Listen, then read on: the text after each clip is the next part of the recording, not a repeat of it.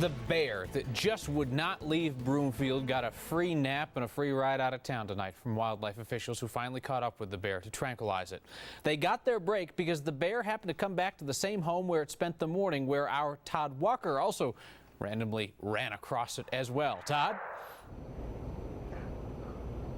I told news director Patty Dennis when we were talking about what story we were going to do tonight that, you send the guy from Alaska out and we'll find the bear.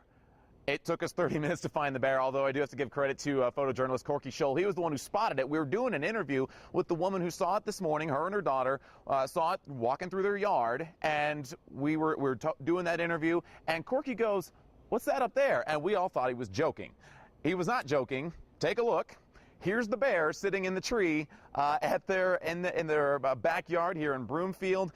It took a better part of an hour and a half, 2 hours to get all the wildlife officers out here to figure out what they were going to do with it. Was the bear in the right spot in the tree that they could tranquilize it? Well, it turns out that it was, and they shot the tranquilizer dart into the bear. The bear actually first went up the tree, and then he started coming back down. Wildlife officers had to climb up and get him the rest of the way safely out of the tree. He was hauled out, put into a cage. They're going to take him back to a quiet area tonight so that they can check and make sure that he's okay, that the dart didn't harm him anything like that.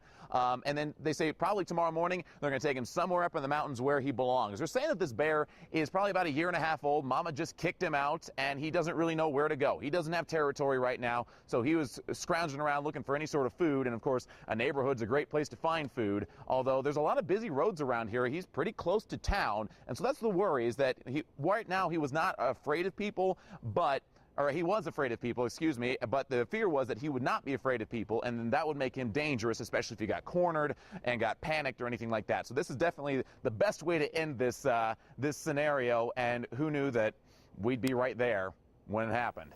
Well, I think you knew by the sounds of the story, Todd. You apparently are some kind of bear magnet. I have dealt with bears in the past. I spent most of my life in Alaska. I was a summer camp counselor out in the woods, and you dealt with bears all the time. And so I was actually discussing the strategy of what they were going to do with the wildlife officers, and how the people were going to be stationed around him up in the tree to hopefully keep him up there. But if he did start to panic and want to come down, you got to give him his space so that he can actually run away. They didn't want him to run away, but there was quite a while before the guy with the tranquilizer dart could get here, and so it was kind of touch and go whether he was going to stay in the tree or whether he was going to come down, and the search would continue for however many more days.